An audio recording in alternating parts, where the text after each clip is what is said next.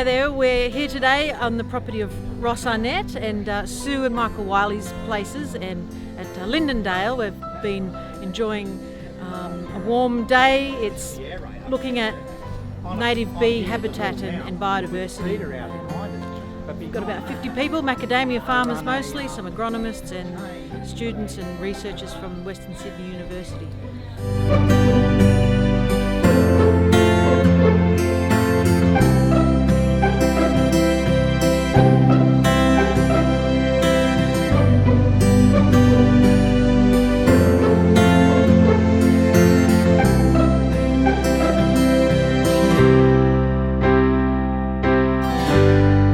Now that I've just put a little bit of content from the entrance of the hive, now they'll be attracted to that one.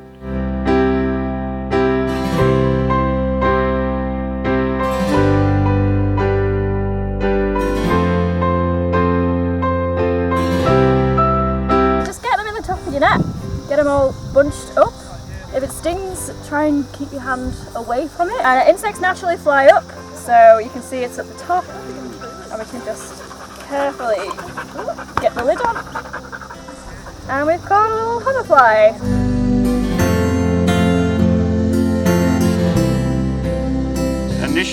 Initial focus was on changing our mowing practices to try and mow less and leave what we call mohawks and things like that.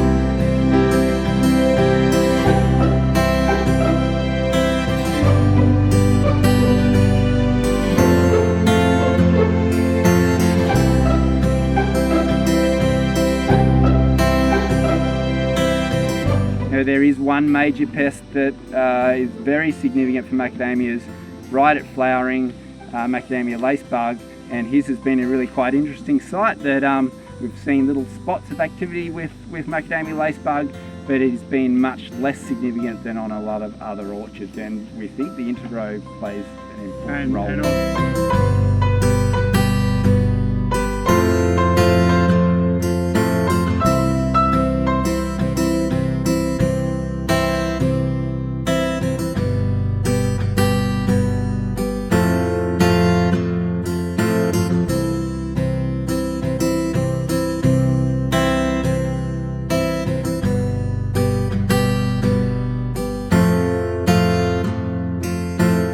So this is our year-round food source for those native bees, and there's so much other life in there. You can hear the birds and the frogs and all the insects, and all of that is, along with the releases of insects that we do, has helped us maintain a very low spray regime.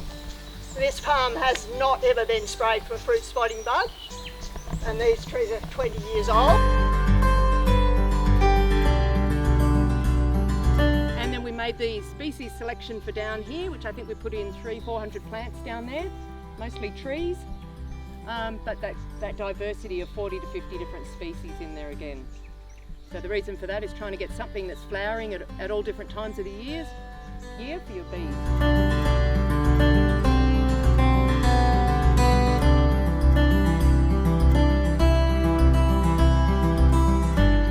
Important to move them, make them separate hives. Again, with the pollination stations that Phil was talking about before, what you may also find is that some hives in that pollination station are more active, and the hives towards one side will actually work better, and you might get a decline in some of the other ones. So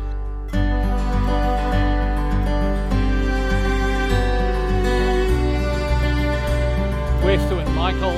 We had people here today looking around the farm, mainly looking at the rainforest regeneration project we've done and the native bee project. A lot of that is Sue's work, in fact most of it's Sue's work. It's always nice to share what knowledge we have and learn from others. Hi, my name is Ross Arnett, and having the workshop at my place today has been a great experience. Education is a really key thing to farming, and the more we do, the better off we will be as farmers.